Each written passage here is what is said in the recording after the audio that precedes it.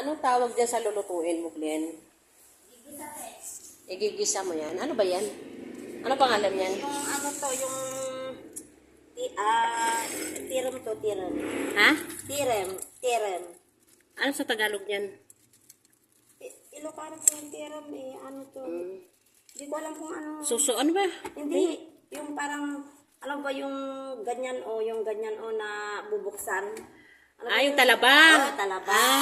Talaba. Ito. Tinanggal na nila sa ano talaba daw po to guys. So, yan. Tapos igigisa niya lang guys sa bawang at saka sa sibuyas yan. So masarap na yung ulam nila. Kasi hindi kami nakain yan guys yan. So kakain lang si Glenda at saka si Mami niya. So sarap na sila niyan.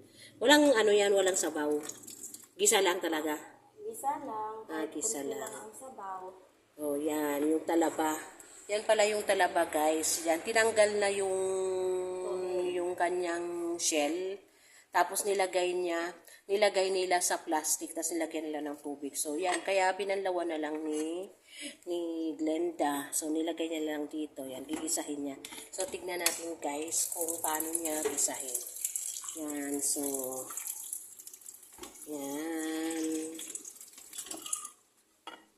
Bubuksan niya na. Talaba. Masarap ang talaba. Masarap ang talaba, guys. Masarap.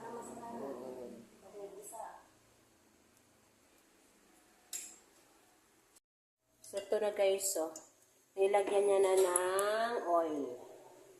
Nilagyan niya na ng oil at gigisa niya na.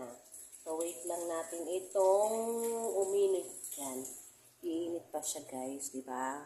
Siguro kayo dyan, yung mga nanonood dyan, siguro paborito nyo to. Ito, si talaba. Ayan lang, simple lang.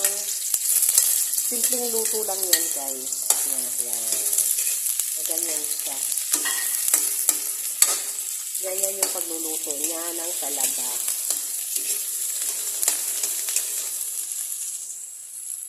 Kanya mo na yan. Pero nauhaw talaga ako. Glenn, inumin mo na nga lang yung Glenn. Malinis yan eh. Yan yung ano kanina. Inumin mo lang yan. Ilagay mo lang sa baso. Kasi ano yan eh. Nilagay ko lang yan dyan. Kasi gusto ko ilagay sa freezer. Kasi melon yan sa gatas. Melon yun sa gatas. Maraming gatas yun eh. Ikaw na naminom mo. Sawa na ako. Kasi isang ganyan yun namin nilapira. Isang ganyan, kasako. Tapos natira. Nilagay ko dyan para lagay ko sa freezer. Yan na guys, yan. Pwede niya nang ilagay. Yung talaba. Kasi luto na yung nagisa niya na. Diba? Saglit lang eh. Saglit lang. Saglit lang daw. Yan. So, masarap yung kain nila ngayon, guys. Sa kanilang kaniluto ni Glendang talaba.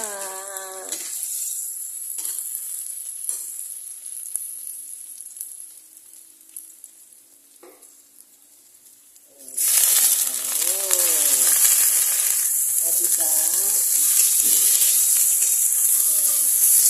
Ganyan lang yan kasimple guys. Ganyan lang kasimple guys yung kanyang luto. Yan. Diba? At lalagyan niya yan ng lalagyan niya yan ng salt. Yan. Lalagyan niya ng salt at lalagyan niya ng magic sarap. Ganyan lang. Kung gusto niyo ng talaba guys, pili kayo sa palengke.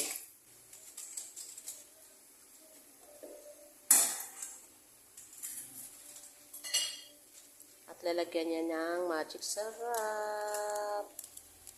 Diba? At hahaluin niya uli. Diba? Kumulo lang to. Pag kumulo na, okay na yan? Pag kumulo? Oo. O hindi pa? Ano lang basta makikita naman ito luto ko.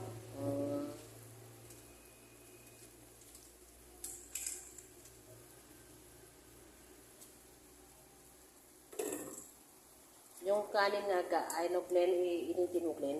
Tapos pag nainit na kain na kayo, ha? Oo. Saksak mo nga, Glenn. Para ano.